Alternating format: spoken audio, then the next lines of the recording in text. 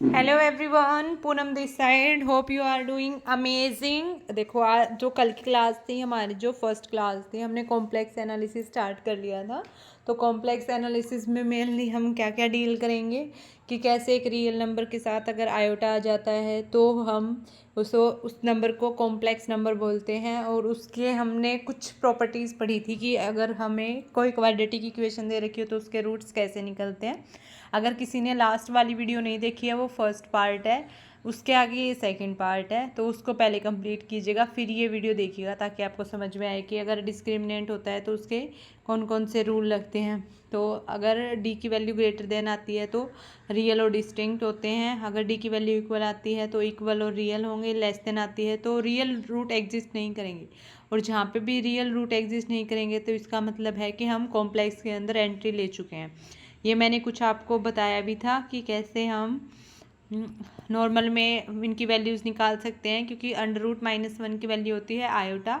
और एक प्रॉपर्टी थी कि कॉन्जिक्यूटिव अगर 4 लगातार आयोटा के नंबर आ जाते हैं और उनमें पावर का डिफर है वो 1 1 में रहता है, क्योंकि कॉन्जिक्यूटिव की प्रॉपर्टी यही है कि उनके डिफरेंस 1 1 मिलेंगे, तो वो हमेशा उनका सम 0 बनता है। कैसे? क्योंकि 1 आयोटा -1 और माइनस आयोटा, 1 से 1 कैंसिल हो जाता है, वो 0 बन जाता है। आयोटा से माइनस आयोटा कैंसिल हो जाता है तो वो 0 बन जाता है। इस वजह से सारा पार्ट 0 बन जाता है। तो हमने लास्ट में जो छोड़ा था वो था क्यूब रूट ऑफ यूनिटी। यहाँ से हमें 1 ओमेगा और ओमेगा स्क्वेयर की वैल्यू मिल गई थी। ओमेगा की वैल्यू होती है -1 प्लस √3 आयोटा अपॉन में 2, और ओमेगा स्क्वेयर की वैल्यू होती है -1 माइनस ऑफ √3 आयोटा अपॉन में 2। उसके आगे हम ये कंटिन्यू कर रहे हैं कि अगर ये तीनों कॉन्जिक्यूटिव नंबर आ जाते हैं तो हम बोलते हैं कि भाई ये चीज़ 0 हो जाती है। 1 प्लस ओमेगा स्क्वेयर हमेशा 0 बना देता है। उन रूट्स को ऐड करना और वहाँ से 1/2 प्लस 1/2 मिलेगा, वो नेगेटिव के साथ होगा, और यहाँ से वो 1 मिलेगा तो वो हमेशा 0 बना देगा, क्योंकि वो ये 1 और वो इन दोनों की वैल्यू -1 बनाएगी। तो हम बोलेंगे कि 1 - 1 = 0। तो left hand side right hand side के इक्वल प्रूव हो जाती है। अभी हम जो आगे कर रहे हैं उसमें क्या है कि अलजेब्रा की कुछ प्रॉपर्टीज़ हैं। कैसे कैसे कि अगर क्यूब रूट ऑफ यूनिटी आ गई तो हमेशा जो ओमेगा की पावर 3 होती है वो हमेशा =1 बनेगा। 3 की पावर कुछ भी आए, 3 × 1 आए, 3 × 2 आए, 3 × 2 मतलब अगर ओमेगा की पावर 6 आ रही है, ओमेगा की पावर 9 आ रही है, ओमेगा की पावर 27 आ रही है, जो भी 3 के मल्टीपल्स में आ रही है, दैट्स वाई कि उसकी जो वैल्यू होगी वो हमेशा 1 आएगी। ये एक बहुत इंपॉर्टेंट कंसेप्ट है और हर बार एग्जाम में इससे डायरेक्ट क्वेश्चन आता ही आता है। ठीक है, तो ये एक इम्पोर्टेंट प्रॉपर्टी है। अभी हम कर रहे हैं कि जो कॉम्प्लेक्स नंबर पे हैं उनके ऊपर कैसे प्रॉपर्टीज़ लगती हैं। एडिशन में क्या होता है, सब्ट्रैक्शंस में क्या होता है, उनके ऊपर मल्टीप्लिकेशन में क्या होगा, अगर डिवीज़न आता है तो उनके अंदर क्या क्या प्रॉपर्टी लगती है, वो हम कर रहे हैं अभी।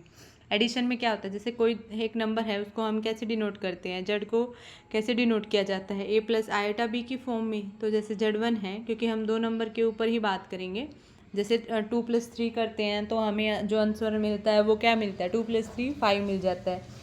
ऐसे ही अगर 5 + 2 करेंगे तो क्या वो नंबर सेम आता है। जैसे एज्यूम करते हैं मैंने नंबर लिया 2 और 3, तो 2 और 3 का जो एडिशन मिला वो मिला 5। ऐसे ही अगर मैं 3 + 2 करूँगी तो वो भी तो एडिशन 5 ही आएगा। तो ऐसे ही सेम एडिशन की प्रॉपर्टी कॉम्प्लेक्स नंबर के ऊपर भी अप्लाई होती है। किसी को कहीं पे भी कुछ समझ में नहीं आए तो आप डायरेक्ट अपना कमेंट छोड़ सकते हैं, ताकि मैं अगली वीडियो में इस चीज़ को कवर अप करूं और आपको इजीली उस कॉन्सेप्ट की क्लियरिटी हो। क्योंकि मेनली जो पीछे वाला जो पार्ट है, फर्स्ट वाला पार्ट, उसमें से 3 क्वेश्चन पीछे बने हुए हैं, तो कंसेप्ट बेसिक से ही आता है बिल्कुल। अगर आपको बेसिक क्लियर है तो आप अपना क्वेश्चन बना के आ जाओगे, नहीं तो आपके नंबर नेगेटिव में जाएंगे, क्योंकि आपको पता है DT+B में नेगेटिव मार्किंग भी है। और ये मेनली जो मैं क्लासेस ले रही हूँ ये DT+B के रिगार्डिंग ले रही हूँ, साथ में मैं भी प्रिपेयर कर रही हूँ और आपका भी करवा रही हूँ, तो उससे डबल बेनिफिट हो जाता है। क्योंकि जो चीज़ अगर हम बार बार सामने वाले को बताते हैं उससे नॉलेज बांटने से हमेशा बढ़ती है। अगर मेरे को ये लगता है कि मेरे को ये चीज़ आती है तो मुझे, अगर मैंने वो चीज़ किसी 2 इंसान को बता दी तो मेरी वो चीज़ बिल्कुल ऑन द टिप्स होगी, कि कभी भी उस चीज़ के रिगार्डिंग अगर आप बात करोगे तो वो मेरे को आएगी ही आएगी। ऐसे ही सबके साथ होता है। अगर आपको कोई भी चीज़ आती है तो अगर आप उसको शेयर करते हो, जितना ज़्यादा आप लोगों को उसके बारे में बताते हो, अपनी फैमिली फ्रेंड्स में भी अगर आप बात करते हो किसी चीज़ के रिगार्डिंग, अपने पॉइंट ऑफ व्यू रखते हो, तो इससे मतलब इससे आपका पता चलता है कि आपको उस प्रॉपर टॉपिक के बारे में कितनी नॉलेज है। तो अगर हम अपनी नॉलेज को शेयरेबल कर सकते हैं तो कीजिए, क्योंकि जितना आप सामने वाले को बताने में खुल के बताओगे उतना आपका माइंड उस चीज़ों के बारे में सोचेगा और उनसे ज़्यादा अच्छे रिजल्ट्स आएंगे। तो अब अभी कंटिन्यू करते हैं अलजेब्रा ऑफ कॉम्प्लेक्स नंबर पे। तो 2 नंबर लेंगे, Z1 है वो a प्लस आयोटा b है और ऐसे ही Z2 है वो c प्लस आयोटा d है। तो अगर हम दोनों का एडिशन करते हैं Z1 प्लस Z2 तो a plus iota b plus of c plus iota d होगा। तो जिसमें रियल नंबर क्या है a प्लस c, जो रियल नंबर है वो अलग हो जाएगा, plus iota b plus d अलग नंबर हो जाएगा, है ना। क्योंकि रियल और इमेजिनरी पार्ट्स के, जैसे a प्लस सी है ये रियल नंबर है, b प्लस डी है ये एक रियल नंबर है, लेकिन b प्लस डी के साथ में आयोटा आ गया, इस वजह से ये क्या बन गया, एक इमेजिनरी नंबर बन गया, है ना। एडिशन कम्यूटेटिव होता है, हाँ जी बिल्कुल होता है, क्योंकि अगर मैं इस चीज़ को बता रही थी ना, जैसे 5 प्लस 7 ले लेते हैं तो 12 आता है, तो 7 प्लस 5 भी लेंगे तो 12 आएगा, तो वो हमेशा कम्यूटेटिव बनता है।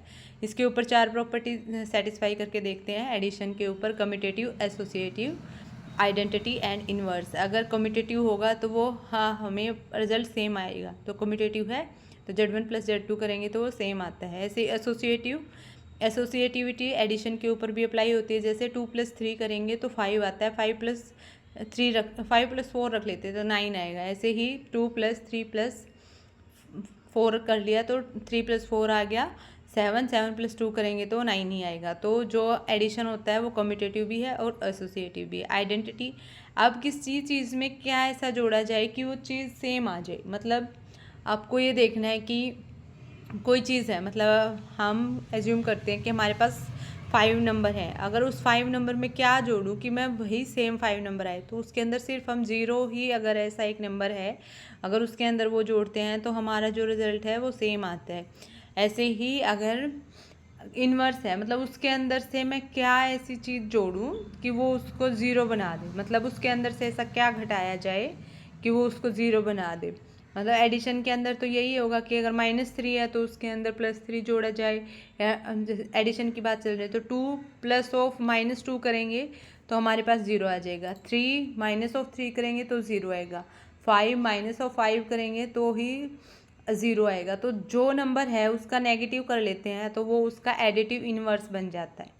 आ गया होगा आई होप आपको समझ में। तो ऐसे ये क्वेश्चन भी पूछा जा सकता है कि -11 है तो इसका एडिटिव इन्वर्स क्या होगा, तो आप कमेंट में बताना, +11 होगा या नहीं होगा, या -11 होगा। तो जो नंबर है आपके पास, अगर आप उसका साइन चेंज कर देते हो तो वो उसको अगर हम ऐड करते हैं तो वो हमेशा 0 देता है। इस वजह से एडिशन में एडिटिव कम्यूटेटिव भी होता है, एसोसिएटिव भी होता है, आइडेंटिटी भी होती है और उसका इन्वर्स भी एग्जिस्ट करता है। तो एडिशन में चारों की चारों प्रॉपर्टी सेटिस्फाई होती हैं। अभी सब्ट्रैक्शन में देखते हैं। सब्ट्रैक्शन में क्या होगा, Z1 माइनस Z2 क्या होगा, जैसे ऊपर नंबर थे Z1 और Z2, तो A में से C गया और B में से D गया, आयोटा हमने कॉमन ले लिया। तो जैसे अगर हम एज्यूम करते हैं, एग्जाम्पल के तौर पे हम लेते हैं 2 और 3 लेते हैं, 2 माइनस 3 करेंगे तो आंसर आया -1। ऐसे ही अगर मैं 3 माइनस 2 करूँगी तो आंसर आया 1, है ना। 2 माइनस 3 किया तो -1, 3 माइनस 2 किया तो 1। -1 और 1 इक्वल हो सकते हैं, इस वाली चीज़ में देखो सब्ट्रैक्शन में क्या -1 और 1 इक्वल हो सकते हैं, बिल्कुल भी नहीं, कभी भी 1 और -1 इक्वल नहीं हो सकते। तो जो सब्ट्रैक्शन के ऊपर कम्यूटेटिव एसोसिएटिविटी अप्लाई नहीं होती। अगर ये दोनों चीज़ ही अप्लाई नहीं होंगे तो हम आइडेंटिटी वगैरह के बारे में सोचेंगे भी नहीं, है ना। तो ना ही वो आइदर कम्यूटेटिव होता है नोर एसोसिएटिविटी होता है, क्योंकि सबसे पहले हमें यही चीज़ चेक करनी होती है मेनली कि वो कम्यूटेटिव है या एसोसिएटिव है या नहीं है। मल्टीप्लिकेशन में देखते हैं, Z1 इंटू Z2 करते हैं तो A plus iota B into C plus iota D। जो नंबर हमारे पास था Z1 वो क्या था, A प्लस आयोटा B था, Z2 क्या था, C प्लस आयोटा D था। हमने दोनों की मल्टीप्लाई की, A की C के साथ की, A की आयोटा D के साथ की, तो A C बन गया और A प्लस आयोटा AD बन गया। ऐसे ही आयोटा B की C के साथ की तो आयोटा BC बन गया, आयोटा B की आयोटा D के साथ की तो आयोटा इंटू आयोटा किया तो iota square BD। Iota square की वैल्यू क्या होती है, -1, तो Z1 Z2 की वैल्यू आ गई AC minus BD plus iota of AD plus BC। Commutative as well as associative, जैसे अगर ये वाली चीज़ है Z1 इंटू Z2 है तो Z2 इंटू Z1 भी तो यही आएगा, और उसके साथ में अगर कोई Z3 नंबर आएगा तो वो भी अप्लाई हो जाएगा। तो एसोसिएटिविटी भी मल्टीप्लिकेशन में अप्लाई होती है, कम्यूटेटिव प्रॉपर्टी भी होल्ड करती है। अब हम देखते हैं आइडेंटिटी। मल्टीप्लिकेटिव आइडेंटिटी क्या बनती है कि किस चीज़ को किससे मल्टीप्लाई करूं कि वो खुद नंबर आए। एडिशन में क्या होता है, किस नंबर में क्या जोड़ूं कि वो खुद नंबर आए। मल्टीप्लिकेशन आइडेंटिटी में क्या होता है कि मल्टीप्लिकेशन करनी है, यहाँ पे ना मल्टीप्लाई की बात चल रही है, तो किस चीज़ से मल्टीप्लाई करूँ कि वही खुद आए। तो सिर्फ मल्टीप्लिकेशन में एक ही नंबर ऐसा होता है 1, कि अगर मेरे को उसी चीज़ से मल्टीप्लाई कर दूँ, 1 से मल्टीप्लाई कर दूँ तो वही सेम की सेम चीज़ आएगी। तो यहाँ पे ये मल्टीप्लिकेटिव आइडेंटिटी भी होल्ड करती है। ऐसे ही मल्टीप्लिकेटिव इन्वर्स क्या होता है कि किस चीज़ से उस चीज़ को मल्टीप्लाई करूँ कि वो 1 आ जाए।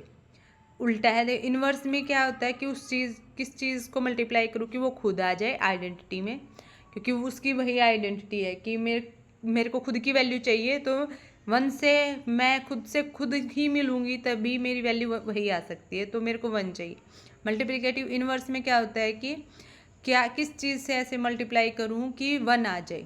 तो जड़ की 1/z से मल्टीप्लाई करेंगे तो 1 आ जाता है। तो हमेशा आइडेंटिटी निकालते हैं तो 1 आता है मल्टीप्लिकेटिव में, और मल्टीप्लिकेटिव इन्वर्स निकालते हैं तो 1 में दैट नंबर आता है, क्योंकि उसका हमें इन्वर्स फाइंड आउट करना है। अगर अब हमें ये पता है कि 1/z निकाल देंगे तो कभी भी हम आयटा की जो पावर है उसको नीचे बेस में नहीं छोड़ते, डिनोमिनेटर में कभी भी आयटा की पावर नहीं रहती, तो हम रैशनलाइज करते हैं। रैशनलाइज मेथड पता होगा आपको, जो सेम साइन होगा उसका रेसिप्रोकल साइन लिया जाता है, ऊपर नीचे मल्टीप्लाई किया जाता है, फिर उसको सोल्व करेंगे। जैसे 1/a plus iota b into a minus iota b, ऊपर नीचे डिवाइड कर दिया ताकि ये कैंसिल हो जाए, तो सिर्फ एक ही नंबर बचेगा हमारे पास 1/a प्लस आयटा बी।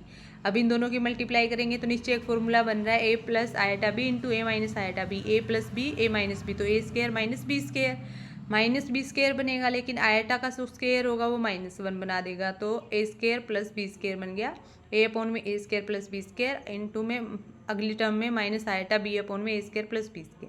तो ये वाला क्वेश्चन है आपके लिए, आप इसको ट्राई करना। 1/3 minus 4 eta into 3 plus 4 eta, क्योंकि देखो यहाँ पे -4 आयटा था तो हमने इसका साइन चेंज कर दिया, +4 आयटा कर दिया, तो नीचे जो सेम है a square plus b square बन जाएगा, तो 25 आ जाएगा। ठीक है, अभी हम नेक्स्ट क्लास में कंटिन्यू करेंगे। Thank you so much, like share and subscribe.